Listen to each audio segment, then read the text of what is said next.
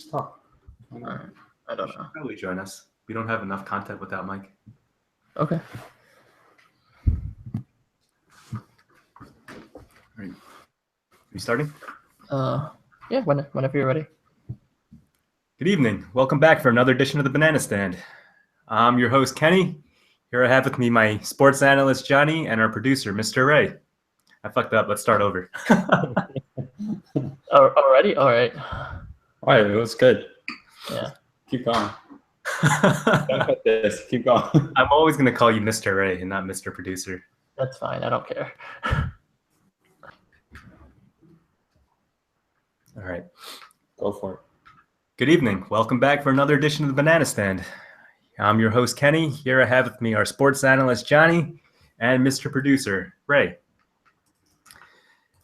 Jumping right into it, we're going to start with the Boogie trade. That's the breaking news that came out just earlier this morning. To give you a recap in case you're not familiar, DeMarcus Cousins and Omri Caspi were traded to the Pelicans for Buddy Hield, Tyreek Evans, and Langston Galloway. First impressions? So I think Sacramento is a joke, and no one is gonna give them any respect anymore. And it really took the heat off the Knicks front office because they were the running joke for the past month or two. And this is just to get no value for a superstar player, your franchise center, it is crazy. And the fans should be rioting right now against the front office. Well, they're not completely no value. At least they're young guys. Does that make it a little better, even though none of them are even starters? So I looked this up. Buddy Hield, he's a rookie, but he's an old rookie because he stayed in college all 4 years. So I looked up some players, top NBA players that are 23 and younger, which is Buddy Hield's age. So here's some guys that are more established in NBA, already better, and younger. So we have Karl Anthony Towns, Andrew Wiggins, Aaron Gordon, Steven Adams. Bradley Beal is only 23. Alfred Payton, Giannis, Marcus Smart, Zach LaVine, Devin Booker, Miles Turner. You're naming a lot of players that are significantly better than these guys. And younger. And guess what? Anthony Davis is the same age as Buddy Hield. It's just ridiculous. So the Kings got shafted. And they got shafted. They got nothing in value. I think we can all agree on that they just got completely wrecked in this deal. Do you agree, Ray? Well, I don't think anyone respected the Kings front office ever, Johnny. So right. I don't know what Vivek is doing, the owner, but what about you? Don't respect Vlade? You respect Divac? Apparently, he's making these trades. He said he got a better deal 2 days ago, and he turned it down. And the best he could do is Buddy Hield and a first round pick, which is protected, top 3 protected. So they're not going to get Alonzo Ball, whatever his name is, out of UCLA. They're not going to get the University of Washington point guard who's supposed to be really good. They basically picked up a 23-year-old shooting guard who did really well over the weekend and outperformed. I don't know what the Kings are doing. So the next question is why? What's the reasoning behind this trade? Was it something that was forced on Divac? I don't know. I think character issues. Yeah, character issues. But this guy, I mean, first of all, 2 weeks ago they were all saying how they don't want to trade him, and DeMarcus was saying a couple of days ago that he wants to stay in Sacramento, meaning, I feel like he was hinting that he was going to take the extension and sign for like 5 more years. It just doesn't make sense to me. But if you want to trade him, fine, then trade him. But you can definitely do better than the haul they got, which is the main issue I think the fans would have. But yeah, it could be something larger that we don't know about. Maybe he was like a huge cancer in the locker room and really brought down every other player. But then, in my view, you trade every other player. You don't trade Boogie. You just let him stay, and you build around your superstar, and you pull in pieces that he wants to play with, and you pull in the coach that he wants to play. It's so hard to get a superstar in the league. I feel like you have to just keep him happy, even though he's a diva. But if they're focusing on character issues, doesn't Boogie make that extremely challenging? Because as a superstar player, everyone looks up to him when the guy you're looking up to is constantly getting in trouble. I feel like that's where the locker room issues stem from. So maybe they're just trying to do a complete overhaul and get rid of all the troublemakers, because they also released Matt Barnes. And we all know about his whole altercation in the New York City club after losing to the Knicks. A game which is noteworthy because of everyone chanting Derek Fisher during the game. That's fine. I know. I agree. If he's a cancer, then you have to get rid of him. But then you have to get a better package than this. You just can't pick up basically nothing. And I mean, Boogie's the superstar, but he's been in Sacramento for 7 years now. This is the seventh season. Any guesses on the best record they had in those 7 seasons? Most wins. I don't know. 30? 30. I was going to say 30. 33 wins is their highest win total in 7 seasons. So maybe it is time for a change. I mean, they haven't really surrounded him with much talent. They had Willie Cauley-Stein this year. Jimmy Fredette, China superstar. They haven't really built a team around him in 7 seasons. So why not give it a rebuild? Well, Jimmer scored 74 points, I think, in China, which was a pretty significant record. Too bad he never did that for the Kings. Yeah, but the other part of this that's been reported is like if you're a player, you're never going to sign with the Kings, right? Unless they throw a huge offer at you. So you're going to have to overpay to get a free agent over. And as a fan, why do you want to show up to these games? Like they have a newly built arena that was half funded by the public. Really shit on their team. They traded Boogie. They're telling the fans that you built us this new arena, and now we're going to take 5 years to rebuild for you. So you're telling me you wouldn't shell out money to watch Langston Galloway? not Langston Galloway, not Tyreek Evans, not Buddy Hield. I'm not shelling out a penny to watch that. I don't know. I think it could be well worth it. Well, we focused heavily on how the Kings have got shafted on this deal. What about the Pelicans side?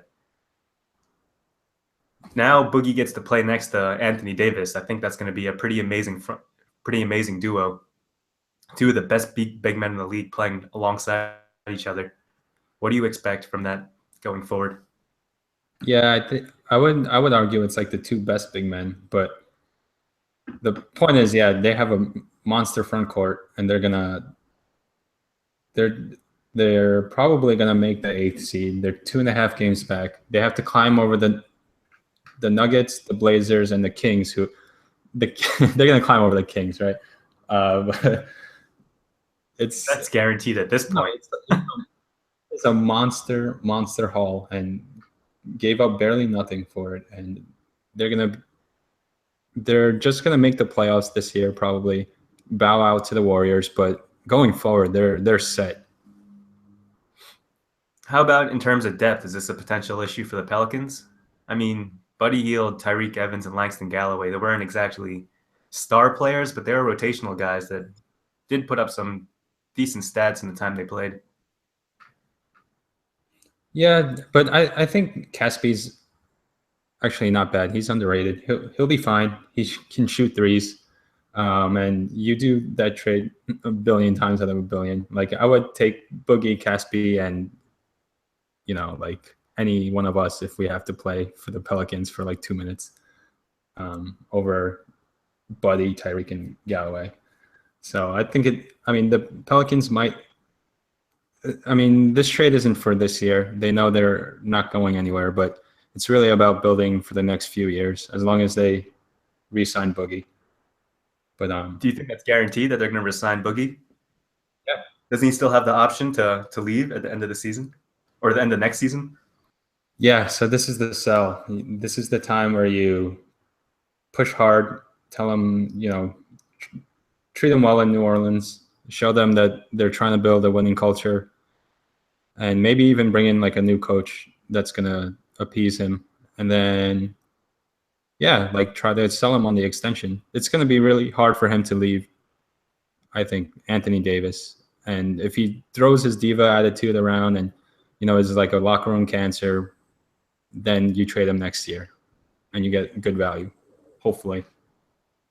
And there's also more people on that team to keep him in check. He's not just top dog like he was in Sacramento Kings, where he can just kind of do whatever he wants. Yeah. I think they have to bring in like a veteran guy. But by all accounts, like Anthony Davis is an amazing guy. So hopefully they just keep each other in check, sort of, and, like make it competitive and make it fun. So you think Boogie's happy about this trade? I mean, did you see the video where he was first informed of it? That was New Orleans.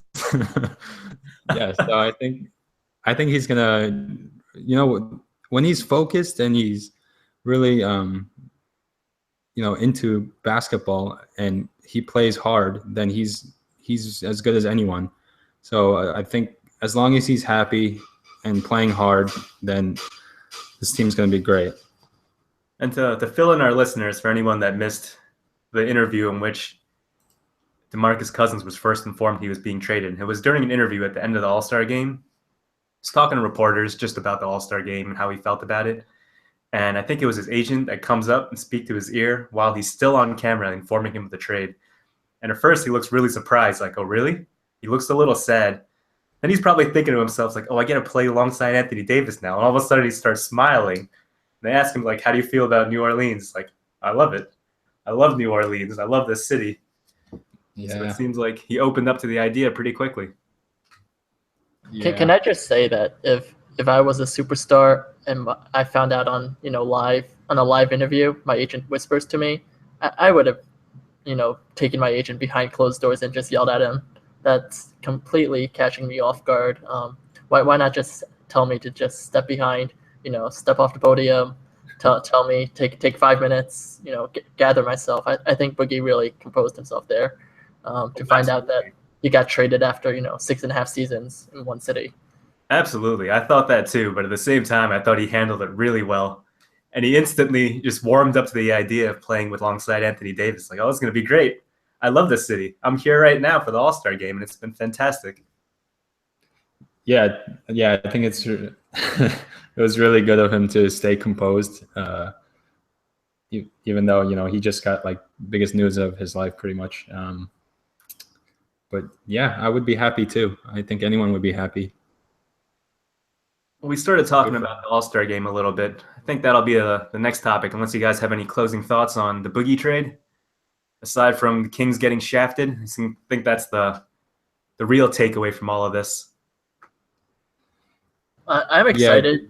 I'm excited to see the kind of the zag to the NBA's zig right now, where a lot of teams are going small ball, shooting threes, and right now the Pelicans with Alvin Gentry, who really orchestrated the Golden State offense.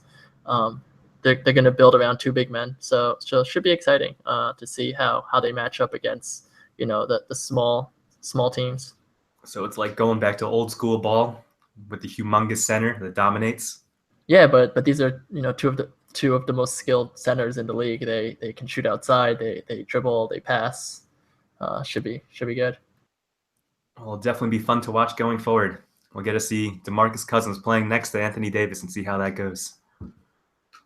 All right, and jumping to our next topic for the day, the All-Star Weekend. Overall, I'd say was a somewhat forgettable All-Star Weekend, unfortunately. Do you guys feel the same? Yeah, it was not good. I wasn't home.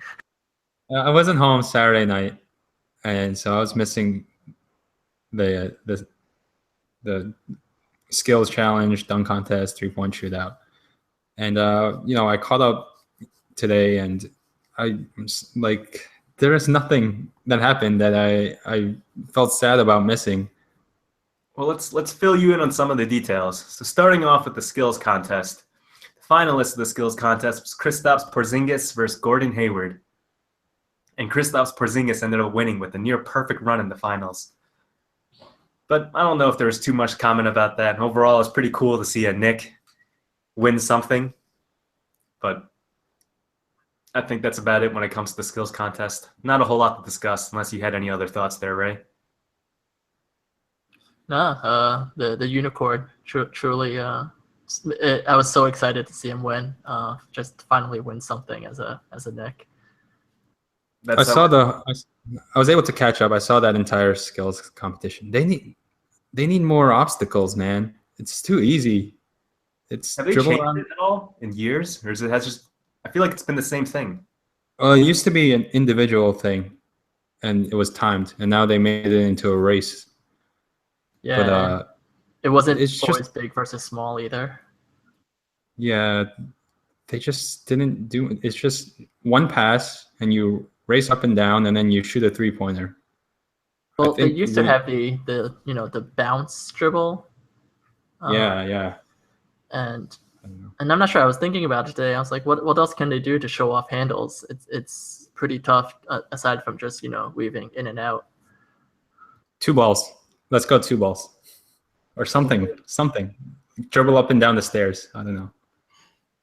Well, in the NFL for the Pro Bowl, they had something cool for wide receivers where there's different contests, and one of the ones for wide receivers, you have to go to multiple different stations, and they'll throw you a pass, and you have to catch it in all different ways. Like maybe one will be one hand, one's over the shoulder. I feel like we could do similar things in the NBA. Yeah. You know what I thought you were going to go, Kenny, where the wide receivers also had a drone drop where they dropped a football from. Oh, that was pretty cool too. From 100 feet, and Odell Beckham tried to catch it. Yeah. We need a drone drop. Kind of like Aaron Gordon's completely failed first dunk. Did you catch that, Johnny? Well, Yeah. Let's get to that. We just discussed the skills contest. We'll get to the dunk contest, but next up was a 3-point contest. And the finalists in the 3-point contest were Eric Gordon, Kyrie, and Kemba. It was kind of surprising that Klay Thompson didn't even make it past the first round. I think he fell just a couple points short. And we ended up with a tie in the finalists in the final contest between Eric Gordon and Kyrie, with Eric Gordon finally coming out on top. So I think none of our predictions were correct there. I'm pretty sure we all failed miserably. I guess so, but it's just who's hot at the right time. Anyone can really win. But yeah, the 3-point contest, it's more exciting when we have Steph in it. Did you guys pick Kyrie last week to at least be a finalist? Because we picked finalist and winner. I picked Kyrie to win, so does that mean I win? I think so. I think I picked Kyrie to win. Because I picked Swaggy. That did not work out in my favor. So overall, 3-point contest was not that eventful. All the scores were quite a bit lower than what we saw last year. No crazy streaks. Just not very eventful, unfortunately. How can we improve the 3-point shootout? Is there a way, or it's just like a crapshoot? If someone gets hot, then it's really exciting, and then otherwise it's just lame, like it was. I think they should first change it back to the money ball, where there's only one money ball at the end of each rack. This whole, you pick your spot on 5 money balls. I'm not a fan of it, and I think they should donate money to charity or something. They did donate money to charity. They did it afterwards. Did you see that? The whole contest where they brought in a bunch of shooters and then. Yeah, that was cool. Donating $500,000 to Craig Sager's foundation. But I'm talking about during the contest itself. Just every 3-point made, donate to some NBA Cares or something. I see. I think that's a good idea. Would make it more interesting.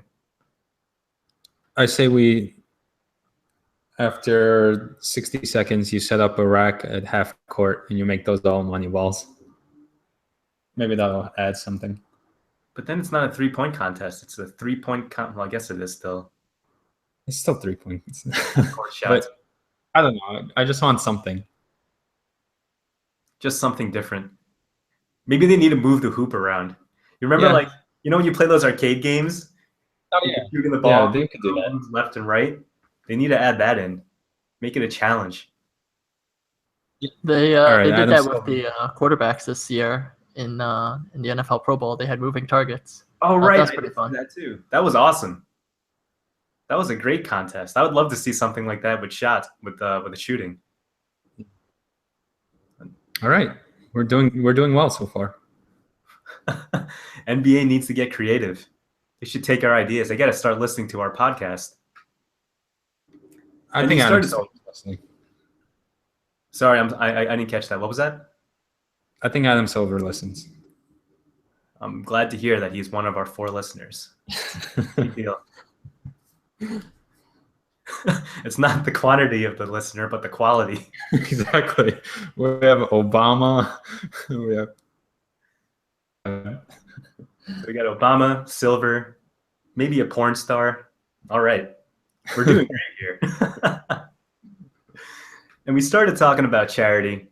There was in case you missed it, I'm not sure if you saw it, Johnny, but they brought out James Harden, I think some other guys, Eric Gordon, several celebrities like Khaled, and they were shooting threes. And for every 3 made, they donated $10,000 to Craig Sager's foundation,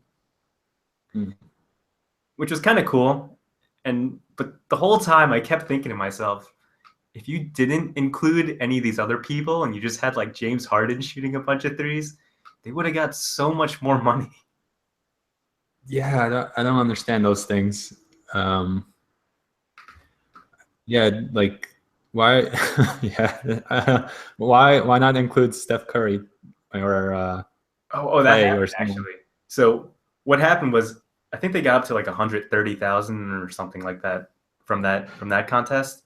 Then they brought out Steph Curry and they said that if he makes a half court shot, they're gonna up it to 500,000. So they asked Steph Curry, he's like, how many shots do you think you need to make a half court shot? And he goes, I don't know, 3. So all right, 3. He takes 3 shots. He misses all of them. He's like, how about one more? He's like, all right. He takes another shot. He still misses it. And they just keep going. And he shoots it 7, 8 times total. And he missed it every single time. Oh I man, feel like that whole part was just really painful to watch. yeah. Was it? I don't know. Was it as painful as the dunk contest? And that was how I was going to segue. I thought it couldn't get any worse, but then it did. Then the dunk contest started. All right. So what happened in the dunk contest? I was able to catch, and I saw the drone dunk and some of Glenn Robinson and Derek Jones. So give us a recap. I think for all of us, we thought the favorite going in was Aaron Gordon. We all thought Aaron Gordon would come out on top, given how amazing he was last year and the contest he put up against Zach LaVine. But unfortunately, this year, it was just a complete shit show from him from beginning to end. So I think his first dunk, the idea was pretty cool for Aaron Gordon, where he had a drone drop the ball.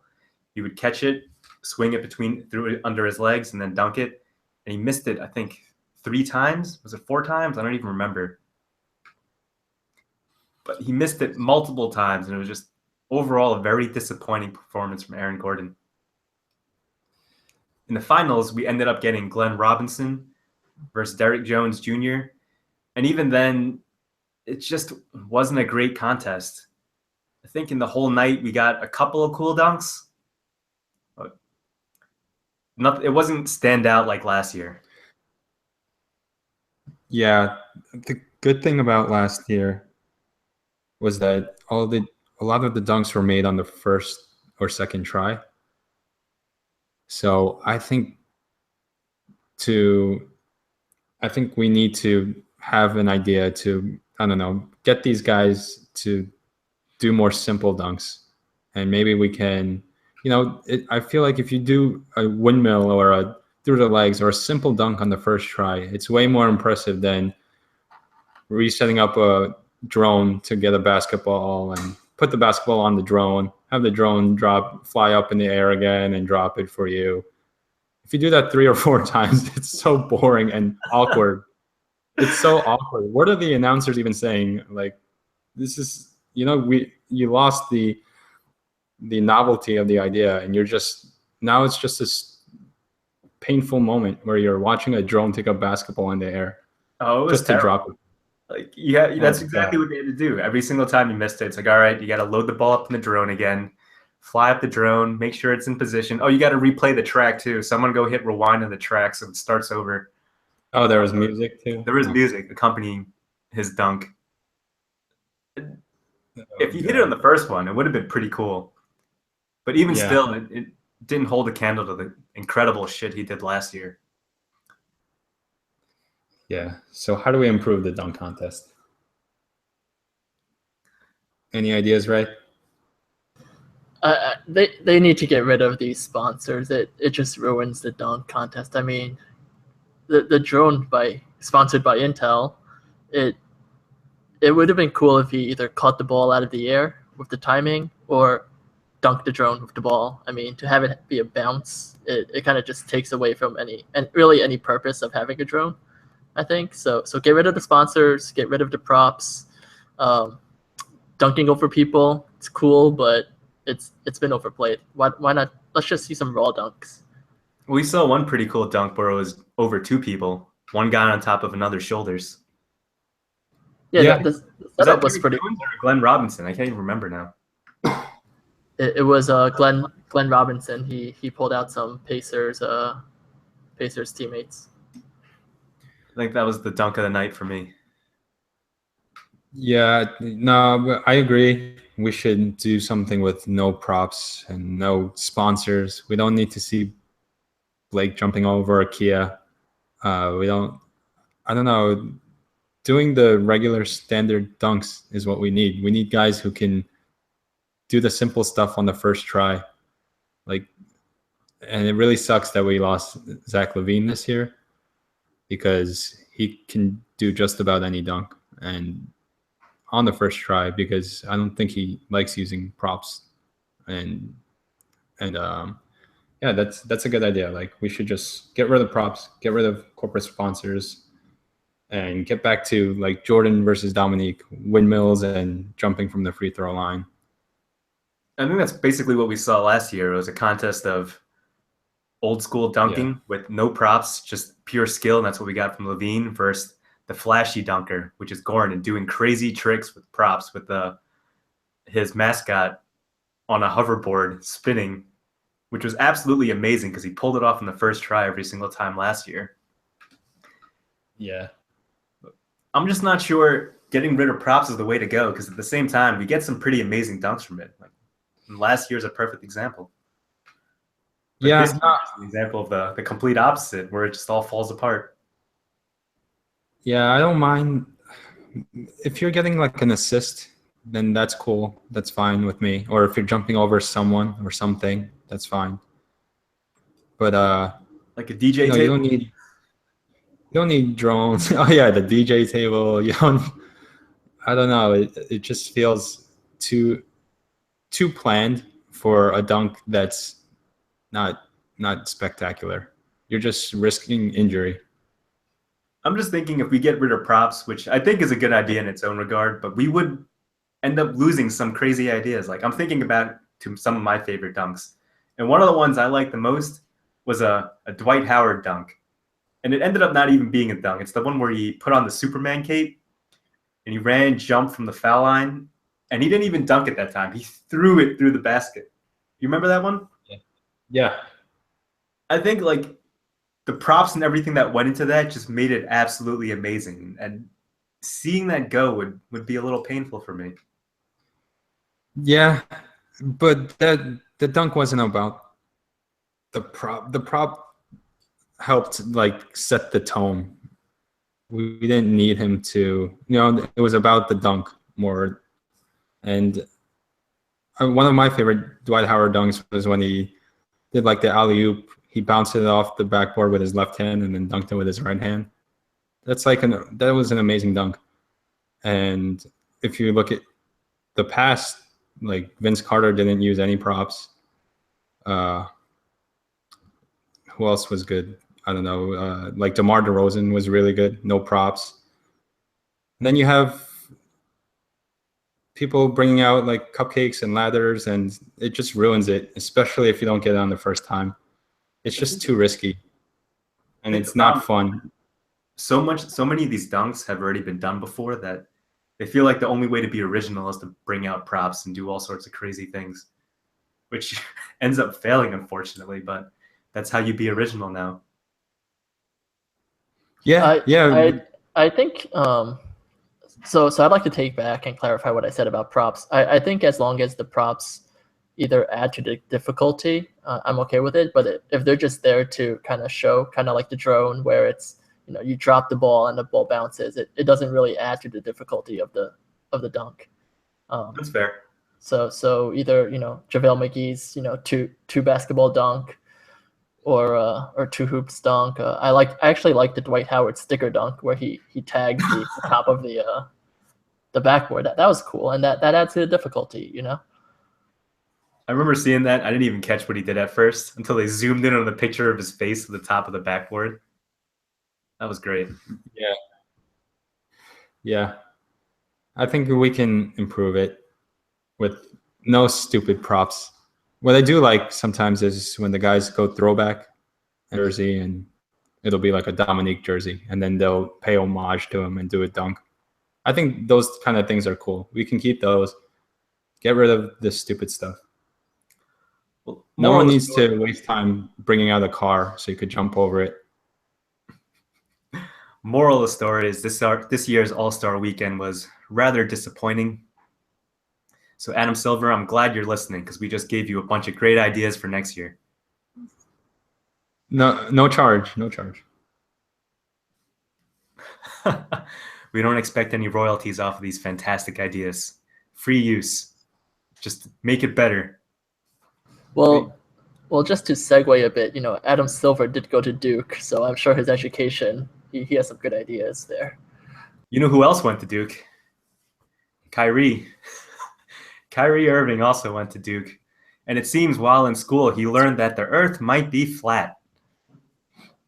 So any thoughts on that? What was your first impression when you learned about this? That Kyrie Irving thinks the earth is flat. I thought he was joking. Like, it's really disappointing when you find out that people you like think of something really stupid. Think like if we found out Kyrie really likes Trump or something like that, then you would think of he's an idiot. Well, but this is like Kyrie liking Trump. He's a flat earther. Oh my God. I realized I didn't really give much background to the situation. So Kyrie Irving went on, I think it was Richard Jefferson and Channing Frye's podcast, and they were talking.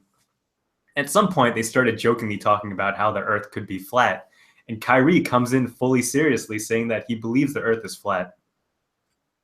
And I don't think people really thought much of it, but some guy on Reddit posted a comment about this. And somehow the comment just exploded.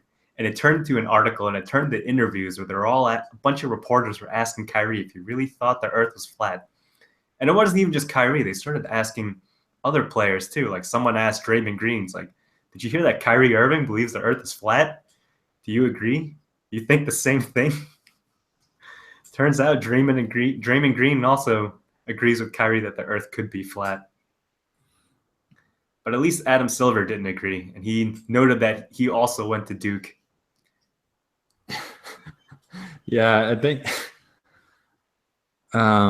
Kyrie's an idiot. If he really believes it, then he is an idiot. Well, I think my thoughts are that he just didn't know for sure. And he's just kind of saying whatever he thought. And maybe he thought it's like a debatable subject, like global warming or something, where most people believe global warming is real, but it's not entirely proven, I guess. And maybe he thought the earth is flat was a similar concept. and you just took an opposing view. I love how we're trying to justify this where there is no justification. Oh, there really isn't, but I'm trying to understand what the hell he was thinking when he made those statements. I guess he just wasn't educated enough. You just play ball your whole life. You play AAU. You're traveling throughout high school. You don't go to any classes in college, and you think the Earth is flat.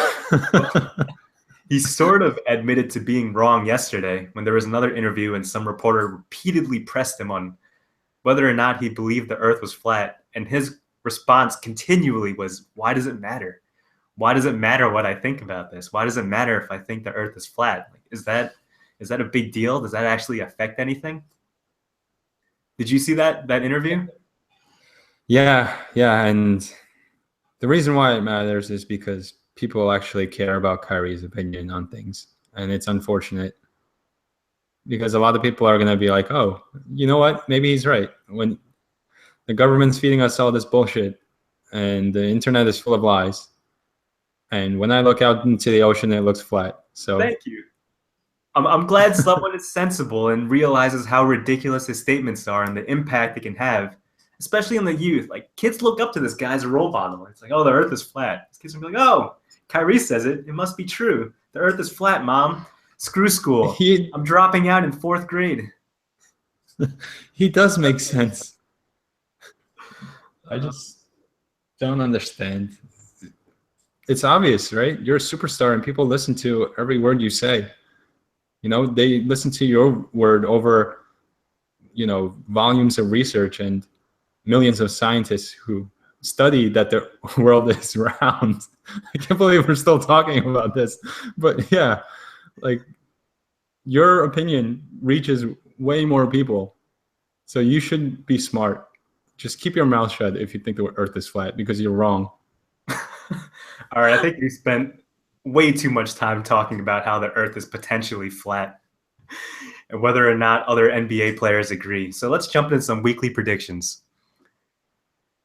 You want to start us off, Ray? No,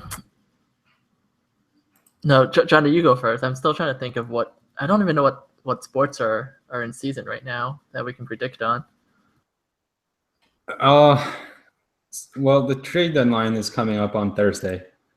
So I guess, Ray, do you think there'll be any bigger trades than the one we just had? Or do you think there'll be anything even comparable to it? I don't think so. So in terms of superstars, I guess Carmelo's been talked about, but at this point, I think Boogie's an even bigger deal than Carmelo. I personally don't think Carmelo's going to get moved. There's just really no team that. All right, so building on my prediction from last week, I guess we can all make a prediction on, all right, does Jimmy Butler, Paul George, or Melo get traded? Or none, or do they all stay put? Jimmy Butler, Paul George, or Melo? Are there trade talks involving Paul George right now? I didn't realize he was a target. Yeah, the three of them, their names have been brought up the most out of the superstars, I would say. So Jimmy Butler's been linked to Boston a lot. And Paul George, his name has been mentioned. And then Melo obviously has been mentioned a lot. So, Kenny, do you think any of them get traded, or do they all stay put? I think they're all going to stay put. I feel like the biggest trade target is Melo, but people are starting to realize that if Melo would be moved, then New York has nothing. Like, Kristaps Porzingis, as much as I love him, he just can't be a first option. He's not ready for that yet. And he needs Melo to draw fire away from him. Yeah. Right? I actually disagree. I don't think Melo needs to be there anymore to draw fire from Porzingis. It's time. He's a season and a half in. He's ready to take the helm. I think we still do have Derrick Rose who can be a comparable All-Star, kind of, as long as he stays healthy. And Melo's been stunting Porzingis' growth, I think. taking away playing time, taking away the ball in key moments. If you want Porzingis to be the man going forward, you can't have Melo on the team. So you're saying just thrust him into the fire, just let him go? You need to put him in the fire. You need to put him in those fourth quarter situations where he's the man. He's 7'3", he's skilled. Let him take the ball. He is skilled. That's why he won the skills contest. Yeah, very good. So, Ray, do you think any of them get traded this week? I don't think so. It's so tough to make big deals, and quite frankly, I think Jimmy Butler, you have to build around Jimmy Butler and Paul George. They're cornerstone players. They're still young. To trade them means you're going full rebuild, and I don't think the Bulls or Indiana are ready for that yet. All right. Yeah, I'm going to agree. I think this Boogie trade kind of scared off these teams. I think no one wants to look like an idiot like Sacramento just did. So I think we're going to see the three teams hold on to their superstars. All right. Well, that wraps up our predictions for the week. Thank you again for tuning in for another edition of the Banana Stand. Check in next week, and we'll see how DeMarcus Cousins is doing on his new team. Maybe some more NBA gossip revolving around the Kings, or possibly more trade deals. Tune in next week. Have a good night. Thanks.